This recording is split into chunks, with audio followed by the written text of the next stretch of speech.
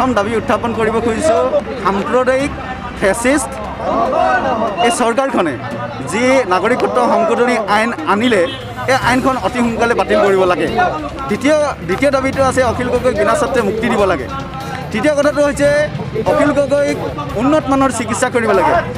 শেষ সুকিয়নিটো হৈছে যে চৰকাৰলৈ সুকিয়নিটো হৈছে যে অখিল গগৈক ষড়যন্ত্ৰমূলকভাৱে কাৰাগাৰত বন্দী কৰি আপোনালোকে ভাবিছে নেকি যে আপোনালোকে ৰহাৰ টোলগেট বনাব, বৃহৎ নদীবান্ধ বনাব আৰু অসমৰ চৰকাৰী মাটিবিলাক আপোনালোকে বৃহৎ পুঁজিপতি কোম্পানীবিলাক দি দিব। এইবিলাক আপোনালোকে বন্ধ কৰিব লাগিব। আৰু কৰোণা মহামাৰীয়ে যিটো ৰাজনীতি কৰিছে হিমন্ত বিশ্ব শৰ্মাই, এই ৰাজনীতি বন্ধ হ'ব লাগিব। কাৰণ ইতিমধ্যে প্ৰমাণ হৈছে যে কৰোণা সংক্ৰমণৰ যিখন যুদ্ধ, এই যুদ্ধখনত হিমন্ত বিশ্ব শৰ্মাই আমি কৰোণাৰ সংক্ৰমণৰ যিখন যুদ্ধ বুলি কৈছে, এই যুদ্ধখনত আমি ৰক্ষা কৰিবৰ কাৰণে আমি কাম কৰিছোঁ। নহয়, আমি অভিযোগ উত্থাপন কৰিছোঁ হিমন্ত বিশ্ব শৰ্মাই কৰোণা সংক্ৰমণ কৰিবৰ কাৰণে উঠি পৰি লাগিছে। কাৰণ ইতিমধ্যে প্ৰমাণ হৈছে গুৱাহাটীত লকডাউন দিছে, শিৱসাগৰত লকডাউন দিছে, ডিব্ৰুগড়ত দিছে, এনেকৈ প্ৰত্যেকখন ডিষ্ট্ৰিক্টতে যদি লকডাউন বঢ়াই নি আছে। কৰোণাৰো বাঢ়িছে, আমি নাই বঢ়া বুলি কোৱা নাই। ইতিমধ্যে গাঁৱৰ ৰাইজকে কৈছে যে আপোনালোকে কোনো মাস্ক নিপিন্ধাকৈ আহে। আমি সকলো মানুহে টাউনলৈ গ'লে মাস্ক পিন্ধি যায়, সকলো মানুহে ইয়াৰ প্ৰতিবন্ধকতা লয়। গতিকে আপোনালোকে ৰাজনীতিটো বন্ধ কৰক আৰু কৰোণা নামৰ যিখন ব্যৱসায়, কৰোণা নামৰ যিখন ৰাজনীতি, এখন বন্ধ কৰক, নহ'লে অনাগত 21 চনত আপোনালোকে ইয়াৰ ফল হাতে হাতে পাব।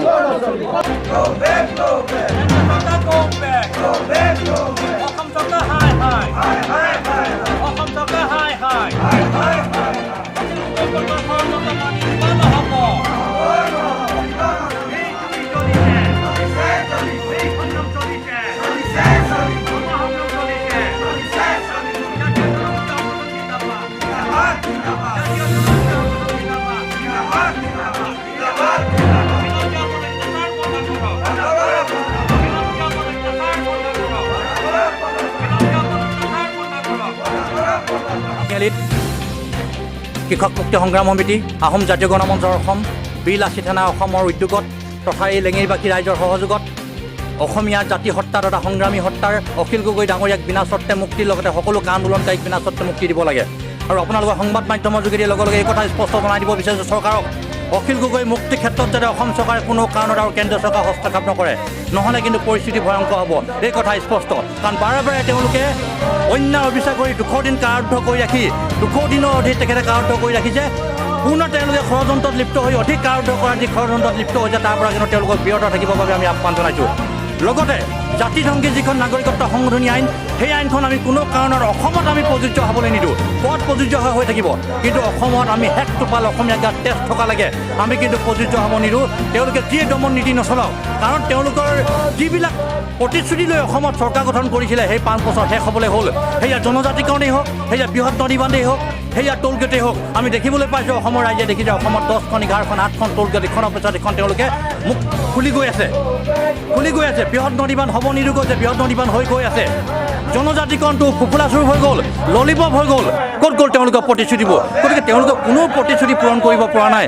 গতিকে অসমীয়া জাতি আজি তাৰিখত ঐক্যবদ্ধ হৈছে, ঐক্যবদ্ধ সংগ্ৰাম চলিব সকলোৰে লগত। আৰু এই ঐক্যবদ্ধ সংগ্ৰামৰ যোগেদি 21 চনত অসমীয়াৰ হাতত যি গণতন্ত্ৰ মৌলিক অধিকাৰ, যি অস্ত্ৰ ভোট, সেই ভোটৰ যোগেদি কিন্তু উফৰাই পেলোৱা হ'ব। এই কথা কিন্তু আপোনালোকৰ সংবাদ মাধ্যমতে। লগতে EAI যিখন তেওঁলোকে পৰিৱেশ মন্ত্ৰালয় আইন আনিব অধিসূচনা জাৰি কৰিছে, তাৰ পৰা কিন্তু তেওঁলোকক বিৰত থাকিব বা আহ্বান জনাইছোঁ।